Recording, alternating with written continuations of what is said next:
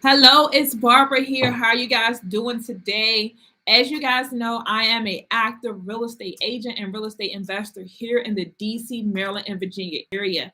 And I want to talk to you about how probate in real estate has changed my life. Okay.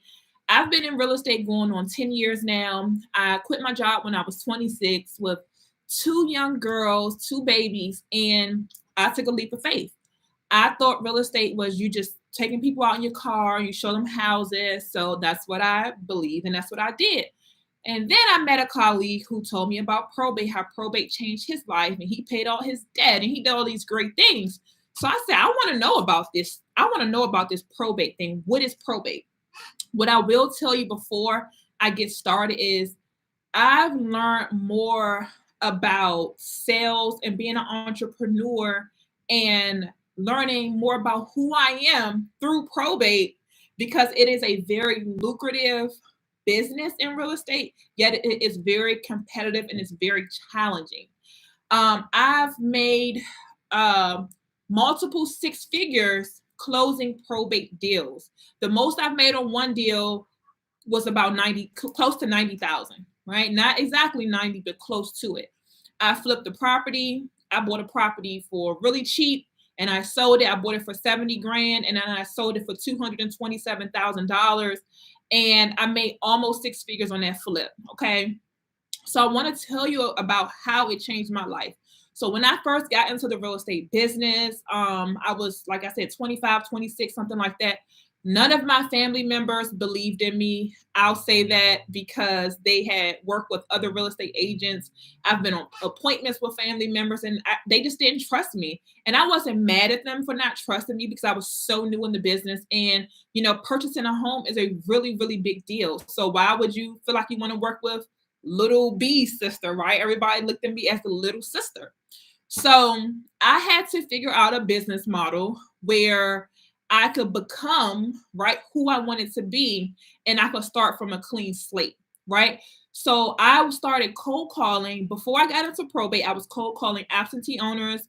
The broker at the time was like, just take this list and start calling people. Now, the first cold call I did, somebody cursed me out, and I was like so scared of the phone. Like it really hurt my feelings. Okay. My feelings were extremely hurt.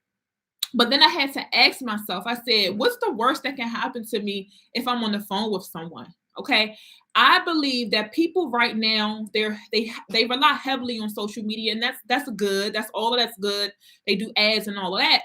But I feel that cold calling helps you develop a skill set and a talent that nobody can take from you.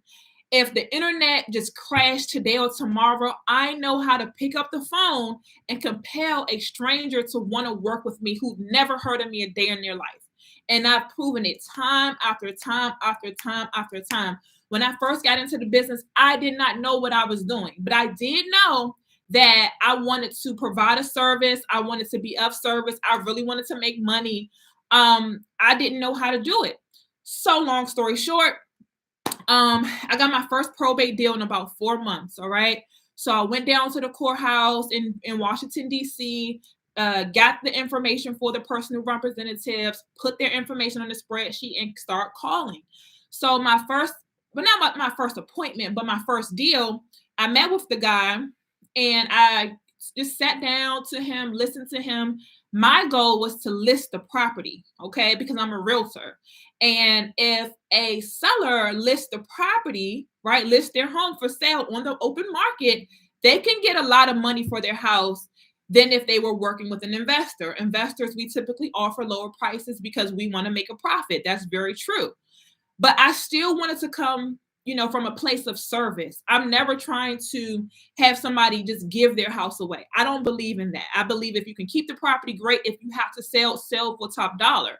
But my client at the time, he did not want to sell on the market because he had a disabled son and he did not want people walking in and out of his house.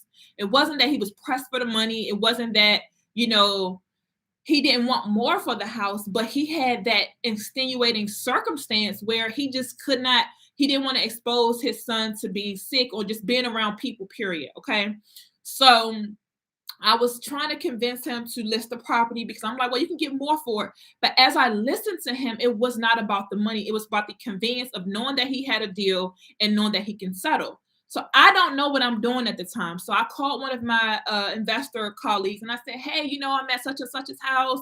And he's saying this is the person that I trusted because in wholesaling, because I did a wholesale deal, in wholesaling, the ideology is that you don't tell an investor about the property until you have it under contract. Well, that's true if you know how to get it under contract. So I did not know how to do that. So I needed to lean on a resource that I trusted. Could that investor had took that deal from up under me? Absolutely he could have, but he had great ethics and he was a great person. So I trusted him. So at the time when I went back for a second appointment with the seller, after my investor buddy went out. So my investor buddy went out to the house. He seen the house. He talked with the seller. And then he called me back and told me what the seller said. But when I spoke back with the seller thought that the investor was my boss. He was like, well, your boss said. So that like kind of lit a bell, like a ring in my head. Like it was a light went off. That's the right word. A light went off, right? So I was like, oh yeah, well, yeah, that's my boss. So he was like, well, tell your boss this, this, and this. So I called my buddy back. I'm like, well, this is what it is. So long story short, the seller wanted to work with me because he trusted me. All right. He had a lot of other investors who've had years and years upon years in the business with way more experience than me, who really about it. He felt like he can trust me. So the way we structured that deal was I told the seller, and I don't know how I pulled this off. I said, we'll give you $10,000 up front and we'll give you $10,000 and you can move out the house and we'll have it settled by whatever date. But it was such a quick settlement that I didn't necessarily have to give him $10,000.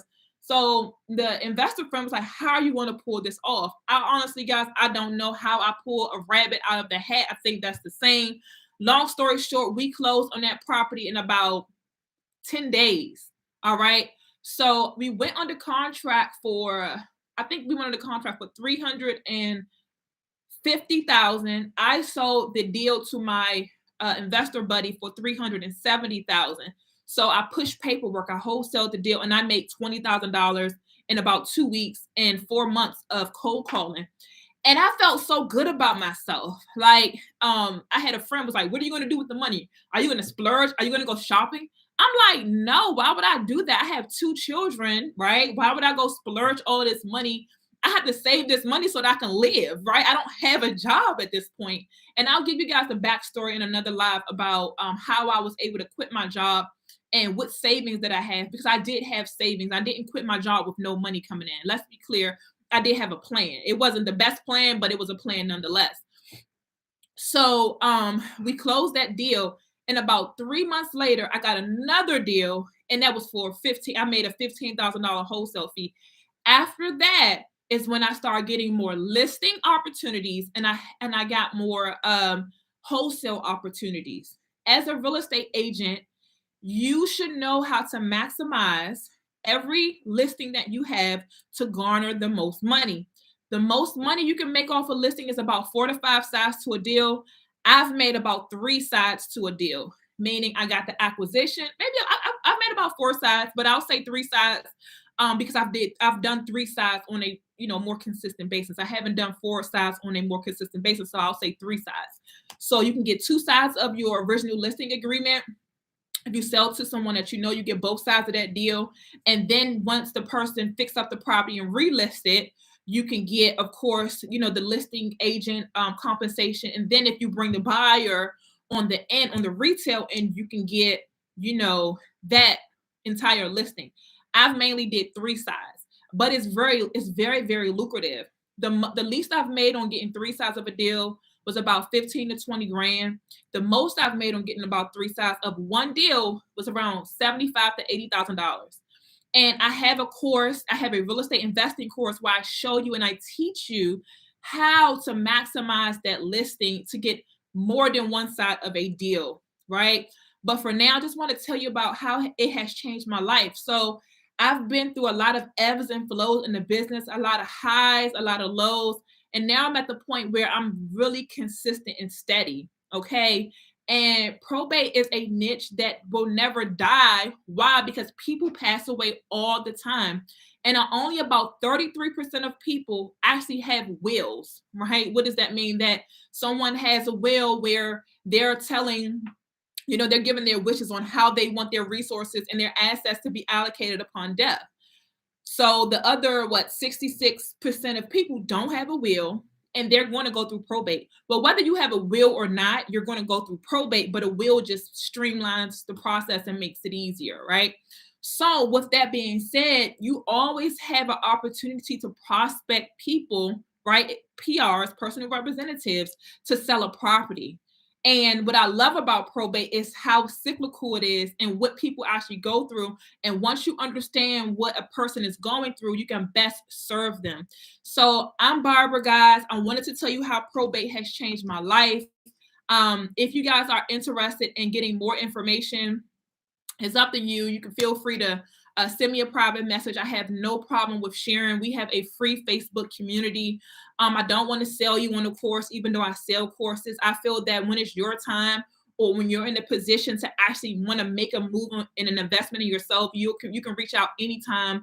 And I'm always here. It's academyofprobate.com. But the biggest thing to be successful in this business is to learn the skill set, right? Learn how to cold call, do what other people are not willing to do. So many people are not willing to pick up the phone and make a cold call. That is crazy. I'm okay with it because others are leaving money on the table, right? I love getting referrals, right? But if you're new in business, or you're just trying to add another niche to your business and you want to, strengthen your skill set, why not call and do some probate deals? Even if you do one or two a year, let's just say you add an extra $100,000 to your annual income, or even let's just say $50,000 for lack of better words. I mean, what is that going to hurt you? You're only going to learn how to become a better business person. So I'm excited. I love probate. That is my niche in the residential real estate space. I love serving buyers and sellers, but I really, really love helping people through hard times and getting them from where they are to where they want to be. So I'll see you guys in the next video.